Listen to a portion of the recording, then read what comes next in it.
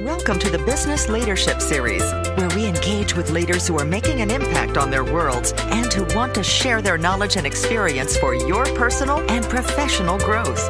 The following interview is designed to inspire you to become the best leader you can be. Your host, Derek Champagne, is the founder and CEO of The Artist Evolution, a full-service agency building successful brands, marketing tools, and campaigns, and also the author of the best-selling book, Don't Buy a Duck. And now, let's begin today's Leadership Series interview.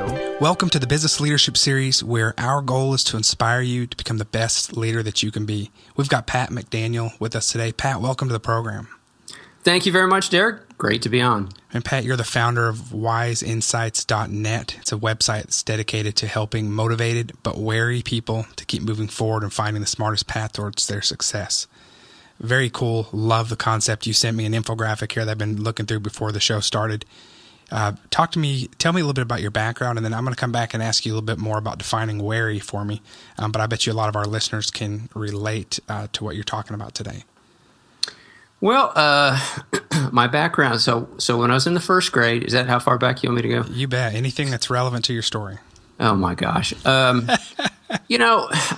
just kind of sum it up like this. So I grew up in Atlanta. Well, I grew up out west for a while and then moved to Atlanta, went to school there, did my undergrad there, actually got a degree in accounting, and don't ask me why, but I didn't do that for more than a couple of years. I stayed long enough to get a CPA certificate, which I promptly stuck in a drawer somewhere because I didn't want to do that.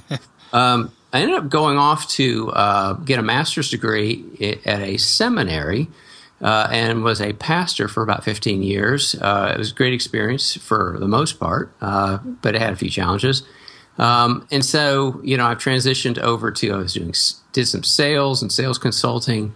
Currently am working in a variety of ways in the area of marketing. So I'm a digital marketing strategist for an agency in the Boston area. So I work remotely from home here in Atlanta, which is great, except for when, the kids are around and they're wondering why you aren't doing stuff with them and you're actually trying to tell them you're at work. So yeah, that makes it challenging. But, currently I am really trying to focus on my wiseinsights.net site, which is frankly really exciting to me. It's a very unique site from my perspective, and I'll be happy to fill you in on that. But that's my background. Just I've had more than enough careers, to say the least. Yeah. So tell me about, so you focus on helping motivated but wary people. Define wary for me in the sense that you're talking about.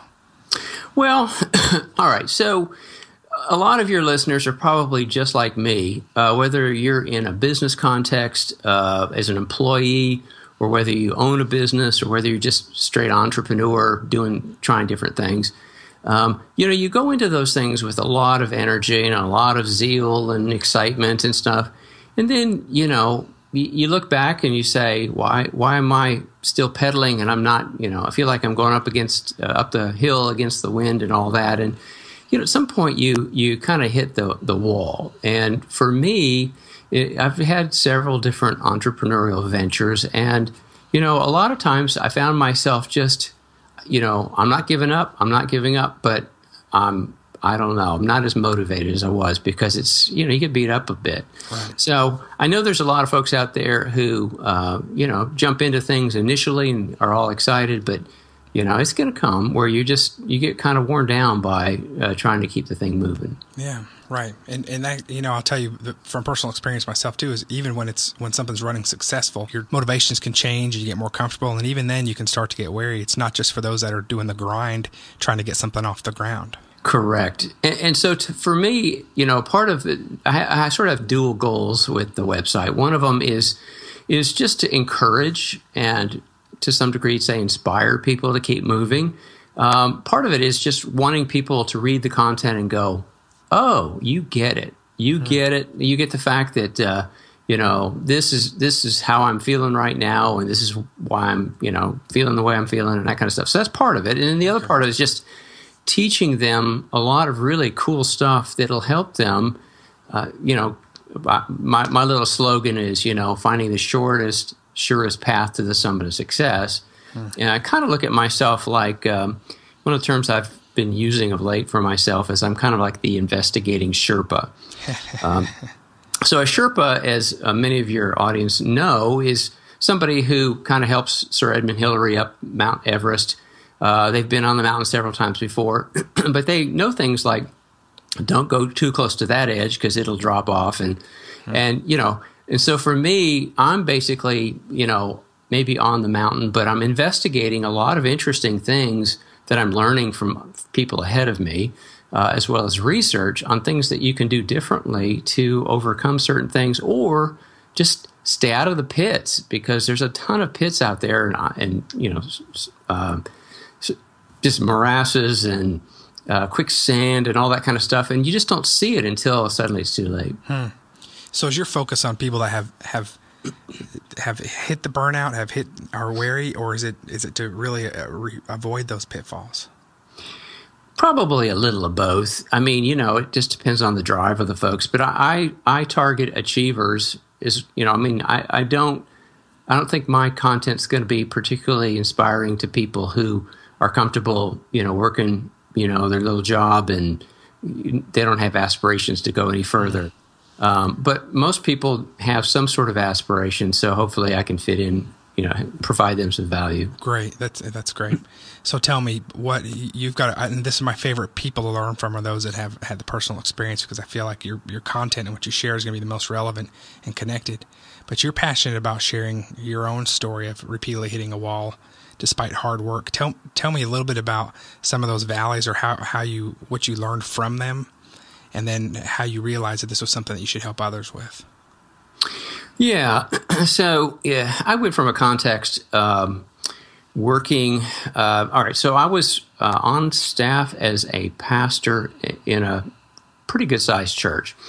And I had probably almost 10 years where I could do no wrong. I mean, my particular ministry was a real strong conduit for growth for the church. I was a builder. I loved, trying new things and sort of my entrepreneurial spirit. And so I went from that context to going out west, where I felt like God wanted me to go, and just running into, a couple of buzzsaws, some really difficult experiences that were, I don't know, you just don't foresee those kinds of things. And, toward the end, I just was, I just found myself getting really disillusioned with, the vision, and discouraged. And, actually, I was just downright mad. I was just really depressed and feeling like, because it was really my baby. I mean, if anybody has started a business, and, everybody probably has at least one or two business failures before they get one that works. Yeah. But, you go into it like it's your child, and it's, you do everything you can to make it happen and go forward, and you put a lot of hours in and a lot of effort. And, when it slowly starts to die and you don't know how to save your child, it's a gut-wrenching blow. So so for me, that was kind of what made me realize, oh, wow, this is not all, and this is one of my mottos, is life is not linear, despite reading certain books or certain materials that make it sound like if you'll just do A and then B, then C happens. And you're like, oh, okay. And it actually does for some people. Ironically, the next time they do A and B, C doesn't happen, but, Z happens, and then they don't know what happened. So life is not linear, and I learned that. But there's a couple of other lessons that I really understood. I mean, what I basically figured out was that there are things above the surface that you focus on that are really necessary when it comes to building a venture. And then there are certain things below the surface that really a lot of times you don't consider, you don't think about. But if you don't factor those things in, you'll end up being like I was, where it's like, okay, work hard, check. Did this, check. Read these books, check. And you kind of go down all the. And one of we brought a consultant in at one point, and he assessed every aspect of what we were doing, and he basically said, I don't know. I mean, this is good, this is good, this is good. You're right on track. It's like, Yeah, but so there are certain things that are going on, and this has been part of my motivation with Wise Insights is that there are a whole bunch of things that are basically moving us in certain directions, and we don't even know. And so there's a lot of research out there these days that is showing you, oh, did you know this? And much of it's really counterintuitive that, I didn't know. Right. So tell me about, you talk about the research behind how to make better decisions. What does that look like? Well, so personal case in point, I'm a deliberate kind of guy. I'm hopefully careful and thoughtful. I'm not impulsive and, making crazy decisions and stuff. But what I found was even when I did everything correctly, I would still have outcomes that sometimes turned out really poorly. And I'd scratch my head and say, I got to get better at this because, better decisions leads to a better life. And if you are making poor decisions, even if you're trying, and see, if you go and you Google, poor decisions or foolish decisions, most often it's people saying, yeah, I was drunk and I was, it's like, we're not talking about that. We're talking about people who've been trying to make the right decisions. And so, for me, I started reading a lot of books. Daniel Kahneman's Thinking Fast and Slow, where he talked about a lot of research, and Chip and Dan Heath. Read anything by Chip and Dan Heath. They wrote a book called Decisive, which was really, really good, and several other books that I read on decision making. And I suddenly realized that I was essentially using the wrong process. So Daniel Kahneman, he's a Nobel Award-winning economist. And one of the things he talked about was, he said, I've noticed, and he kind of categorized it as, what you see is all there is. There's a perspective that we human beings have, which is whatever I see within, view of where my current perspective is, that's reality. And therefore I'll make decisions on those criteria and factors and variables, when in fact, there's a lot more that you can't see that you need to factor in, and that's where he has certain tricks to help you figure some of this stuff out. And so I wrote an ebook, which is on my website, free download. That's basically a 5-step process to making better decisions, and it uses a lot of the research that we figured out about some of the biases that we have, and some of the wrong methodologies that we're taking into our decision making process. So for me, and the statistics are really rather numbing in terms of the amount of decisions that are being made, even by very, very sharp people in very big companies on mergers and acquisitions, or recruiting the right talent for their, and about half the time they get it totally wrong. And there's got to be a better way. So what are the things that make us miss it? Is it biases? Is it fear? Is it pride? What are the things that make us miss some making good decisions? Well, it comes down, at least to me, to two things. So one is process. And one of the things that Chip and Dan Heath talk about a good bit is, they say one of our constant constructs in decision making is around the single option decision.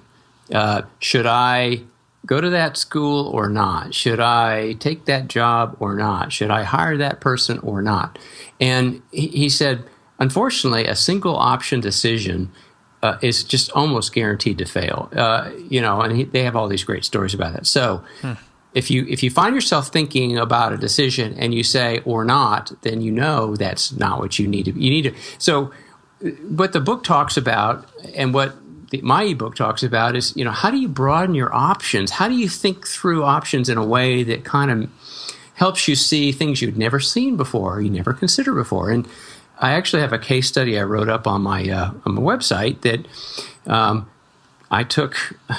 I got a job at this agency that turned out to be just a god-awful experience. And nothing personal. It wasn't yours, Derek. But I remember asking myself, what did I do wrong? And it's like, I thought I was really careful and deliberate and asked the right questions and stuff. So in the case study, I basically followed the 5-step process, which is what I did when I got to this current Boston agency that I work with, which is just a great agency, great workforce, great culture. It's all good. Okay. And so, that's part of the problem is the process. The other part is just the cognitive biases. There's just so many things that think about it like this, Derek.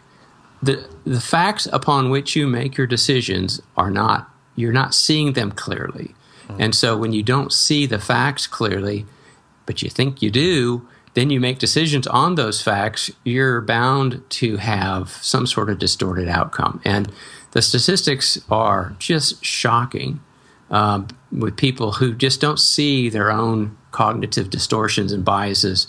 And the statistics and the studies are just absolutely fascinating about, people who've tested this and that or whatever. And, in the end, for me, what it's done is it's given me a whole new sense of humility, that the world is not as black and white as we want to think it is. There's a lot of uncertainty. There's a lot of ambiguity.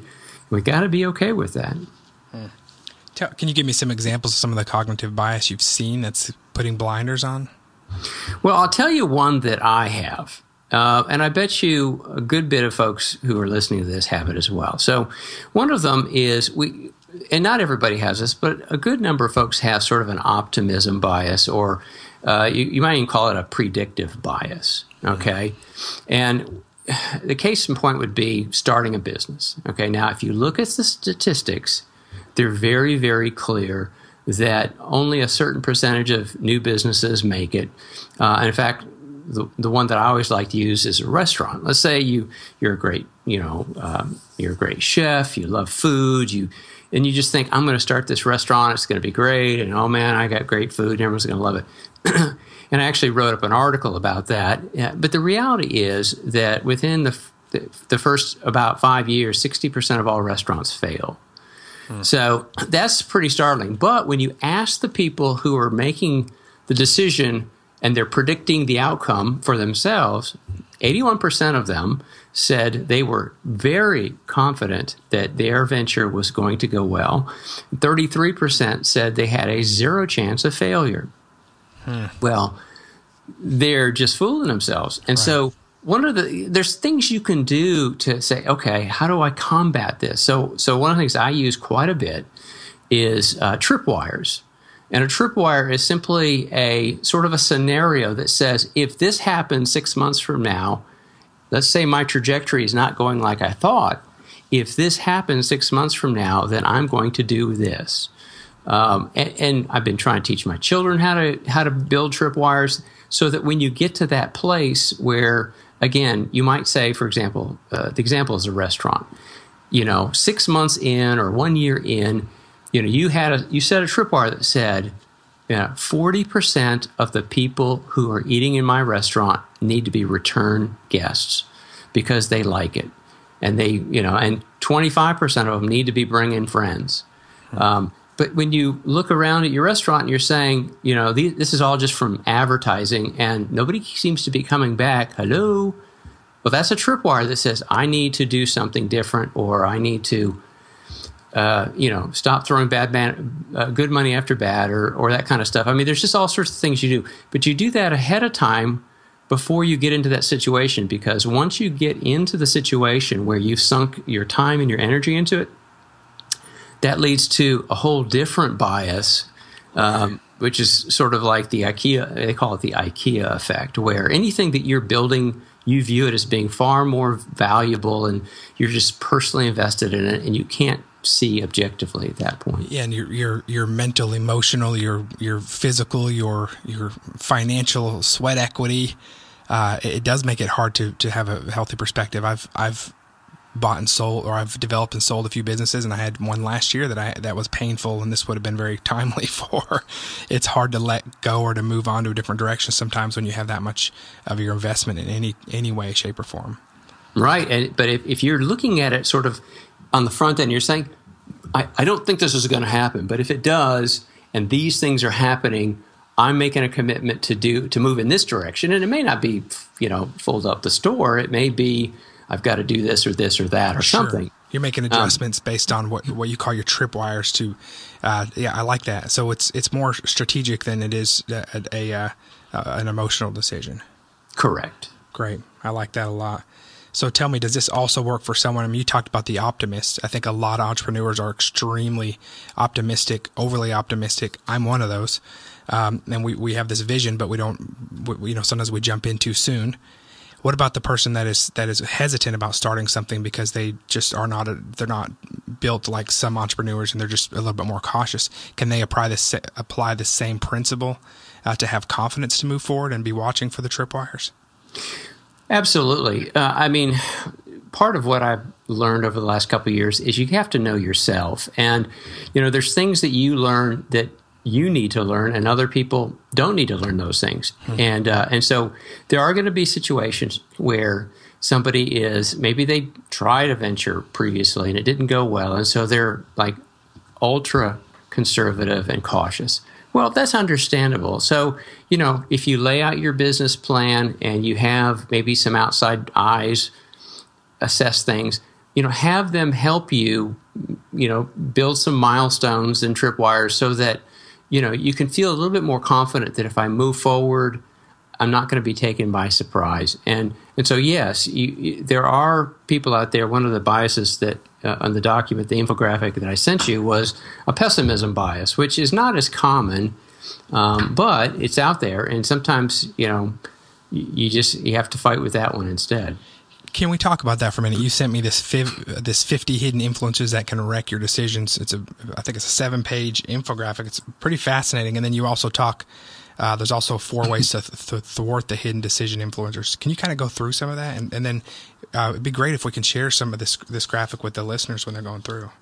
Absolutely. We'll put it, I'm sure, in the show notes, just, where to go and get this. It's absolutely free. Just download it. And it's really a high-quality infographic. Yeah, it is. But the way it's designed is that down one side of the infographic, it covers 50 of these different biases: confirmation bias, loss aversion, which is sort of what we were touching on with the restaurant, where right. It's also called sunk cost fallacy. There's just a ton of these things, and I've tried to group them in terms of a couple of categories. So the largest category is just perspective. So how you view the situation, these all affect it quite a bit. And they have a little explanation as to what they are. And as you read them, you're going to go, oh, okay, wow, I didn't realize that. And then in the on the left side are a bunch of really interesting sort of like case studies and statistics on some of these in particular, like the planning fallacy and how we tend to overestimate, certain things and how we tend to underestimate certain things. And so if you know that, then you should be able to plan accordingly. Like, this shouldn't take me more than 3 years until we hit $1 million. Well, then plan on 7, just right. Because you know that. And Daniel Kahneman in his book talks a lot about just the statistical averages and regression to the mean and things like that you're going to be farther ahead if you follow the law of averages than you are with my situation's different. And it's like, no, it's not. That's why that's an average. But then the other categories are memory. And this is where it gets really pernicious in my mind. Yeah. These cognitive biases don't just affect how you view life right this minute. It affects how you view your memories. And so that you pull memories from the past, but now they're getting distorted by these cognitive biases.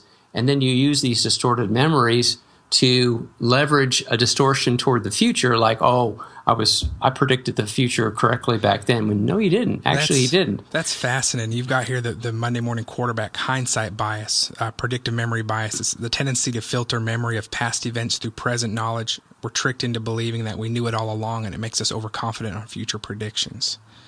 Wow. Right. Every sports fanatic has seen this or has been caught up in right. Why did they call the screen there? And it's like, well, you know what?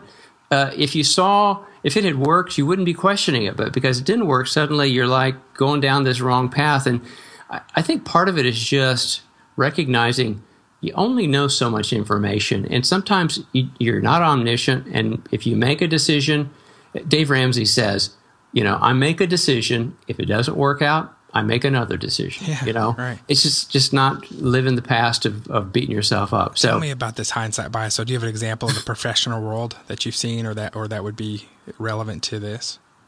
Well, the one that I think about is the Super Bowl, where Pete Carroll was beaten up because why did you throw the pass on the 1 yard line? You had Marshawn Lynch and you had this, blah, blah, blah, and the answer is, well, in hindsight, yes, that was not a good decision or whatever. But how many times have you watched a football team, line up 3 times in a row and can't get it over the goal line? And it's like, you can just plop it over the goal line with him. So, right. So I mean, it's one of those things where they're all over. The hindsight bias is all over. You just have to watch talk radio, news programs. I mean, it's all about, you should have known this. I mean, we know this now, so why didn't you know it back then? And it's like, well... And you find business owners or you find the professionals making overconfident decisions based on that as well. Absolutely. Yeah. Absolutely. Yeah. It's scary to me that you can, if you see the one below there, the researchers, Fishoff and Bias, and they basically stuck people in, they had them make predictions. They had them make these predictions for what was coming up in the year, whatever. It was like, 2001. And then they went back and tabulated the results of what actually happened versus what people predicted. And what people remembered them putting down on the piece of paper was very different than what they put down on the piece of paper. They were absolutely sure that the stock market, I knew the stock market was going to plunge. And it's like, no, you actually said it was going to go up 20%. No, I didn't say that. And it's like, so there's a lot of stuff that goes on that just makes you realize that we're being influenced by just all sorts of distortions in how we view the current situation, how we view the past, how we view the future. As you go down in the infographic, it talks about the things that how our biases affect our view of one another and social groups. And I mean, this is the basis of prejudice, is where you find yourself viewing groups differently than you view one another. And tell me a little bit about that, the illusion of transparency.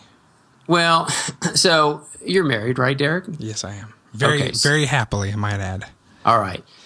So the bias says people overestimate others' ability to know them and what they're thinking, and their ability to know others. They overestimate how much they can read other people. So it's a dual problem here. And so what ends up happening is, and if you're married, you've had this happen, you have this argument with your spouse, and they're mad at you because you didn't know this. You didn't know what they were thinking, or you didn't know this should have bothered them. And it's like, that I'm not you. I don't think the way you do, but it doesn't matter. You're still a terrible husband because you should have known, and that kind of stuff. Right. And so it becomes a real problem unless you understand, I really don't understand people, and they don't see me as clearly as I think they do. And so I'll give them the benefit of the doubt, and I will operate, with that understanding.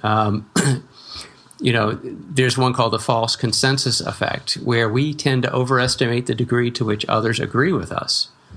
You get into this meeting and everyone's basically kind of nodding, and you think, man, everyone's buying into this, when in fact maybe half of them are buying into it and the other half are like going along. So, you just need to understand these things so you can operate more effectively in whatever context you're facing. It's fascinating. I'm going to ask you a few more. Tell me about the fundamental attribution error. Well, the fundamental attribution error is just the definition is we tend to overemphasize personality-based explanations for behavior observed in others, while underemphasizing the role and power of a situational influence on the same behavior. So, we're basically, as I say in the infographic, you screwed up because you're an idiot. So I look at it as though there's something wrong with you and your personality, your abilities. But when I screw up, it's because of these circumstances and these things that were beyond my control. So we tend to downplay anything that relates to us. It's not my fault, and here's all my circumstances. But we rarely take other people's don't give us excuses, and you should have not. Yeah. We're just hypocrites. It's really what it comes to. Yeah. Wow.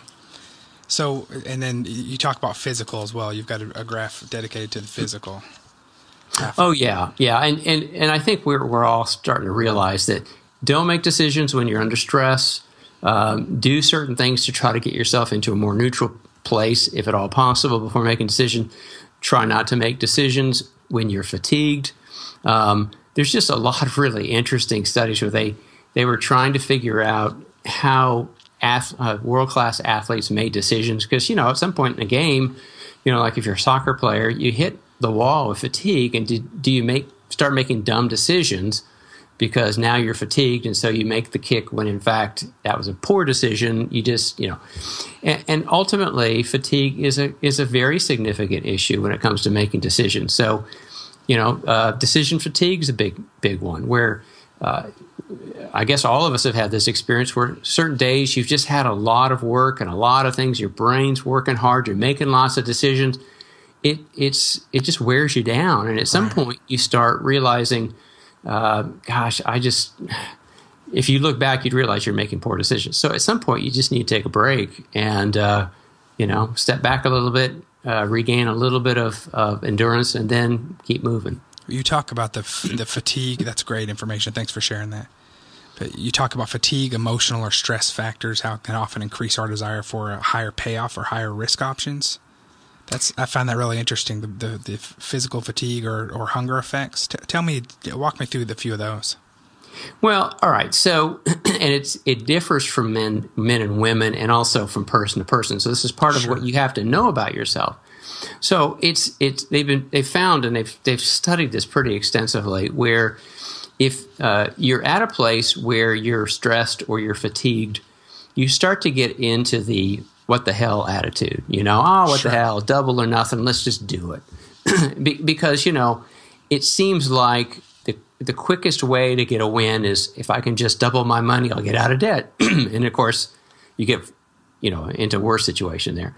And so a lot of times we have to recognize that whenever there's not much good that comes out of being fatigued or stressed, as far as the cortisol levels floating through your system and all that. So, if you understand ahead of time that I'm hungry, I'm tired, I'm under a lot of stress or whatever, don't make decisions that really deal with risk, because you will perceive the risk to be, not nearly as significant as it is, because you're thinking, oh yeah, there's something in your brain that just triggers that sense of, yeah, that's no big deal. When in fact, it's just your brain wanting to resolve things one way or the other. Wow, that's interesting. So tell me, can you talk about the 4 ways to thwart hidden decision influencers? Well, these are really overview type ideas. So, one of them I mentioned already is just to be humble. Okay, you're going to be wrong maybe as often as you're going to be right. So just be okay with that. Move along. Don't beat yourself up. And for heaven's sakes, don't be so dogmatic that you see the world correctly. And, those idiot conservatives, those idiot liberals, those idiot whatever, they don't see it. And, it's like, hello, a little humility would go a long way there. So that'd be the first thing. And it's not hard to have a little humility when you see all these influences. You start to realize, wow, okay, I can't control any of this, or not much of it anyways.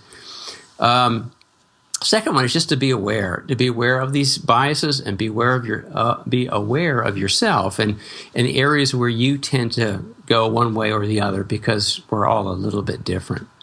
A huge important solution that helps you deal with some of these biases is getting outside input. You may look at something and say, this is a slam dunk, but if you get some people who, please don't get the yes people in your life, but get the people that, maybe a mentor or somebody that you respect, they're not going to tell you what you necessarily want to hear. And then they look at the situation. They may say, yeah, that sounds like a sound plan. Or they may say, well, have you thought about this? Have you thought about that? And not to resist it, but to be open to it. Right. And once they start telling you, if you get 3 or 4 people who give you their input, it's where sort of like triangulating a signal and trying to figure out where you really are, that's a good way to kind of help you start to realize where reality is. Yeah, that's good. That accountability and having those, for me, mastermind groups and being a part of those that will give you honest feedback, be encouraging, but also challenge you. And getting away from the yes people is really important, especially for those that are surrounded with yes people often. And it's hard not to surround yourself with yes people. I mean, you really want to be the hero and the superstar and all that stuff. Right. But, Doris Kearns' book, Team of Rivals, about Abraham Lincoln. Did you read that? No, I haven't. Oh, man, a great book. So I will now. So get a load of what Abraham Lincoln does. I mean, he has a strong enough character and enough, I guess, self-confidence in himself that the people that he ran against for president, he actually included them into his cabinet. And so these were people who were very, very different than him and very opposed to some of his views. But over time, they came to respect him, and he also came to respect them in new ways. And he would formulate ideas based on, these different perspectives, which is not at all the way we run our government now. And so, to me, I think that's super important, where you're always open to having some contrarians around you that are not always contrarian about everything you say, but, have some good points. I tell people all the time on the political spectrum, said, you know what? The conservatives and the liberals have some good ideas, so let's not dismiss them out of hand. They actually might have some things that we could learn from. Right. Yeah, that's good. The only other thing I'd mention is just follow a process. And this kind of goes back to what Daniel Kahneman was talking about. Follow the statistical, certainties rather than, just sort of kind of going with the gut. Like, well, I just know this is going to work. Well, yeah, maybe so, but why be, putting yourself out on a limb like that? So follow a process that tends to work more often than not and tends to increase your odds of success for making good decisions to counteract all these cognitive biases. Thank you so much for being our guest today. That's very challenging. Is there anything else you want to share? Well, I would just invite your viewers to come over to the website, wiseinsights.net, and just take a look. There's a whole bunch of good stuff there.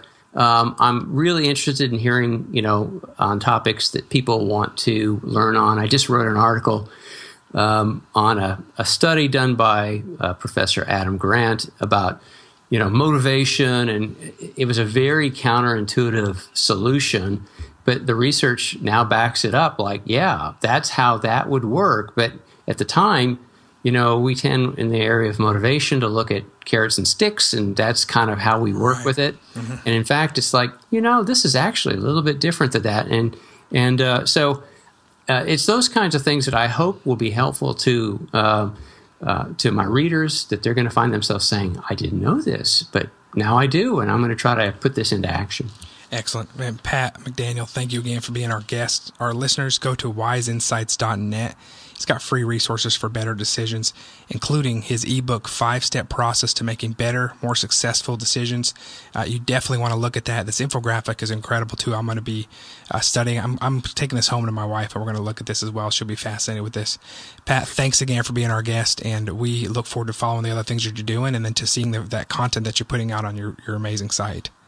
Glad to do it, Derek, and we'll put some links in the show notes so people who are trying to drive right now can find the stuff they're looking for. Excellent. You take care and happy holidays. Great. Thanks, Derek. Take care. You've been listening to the Business Leadership Series, where we engage with leaders who are making an impact on their worlds and who want to share their knowledge and experience for your personal and professional growth. This interview was designed to inspire you to become the best leader you can be.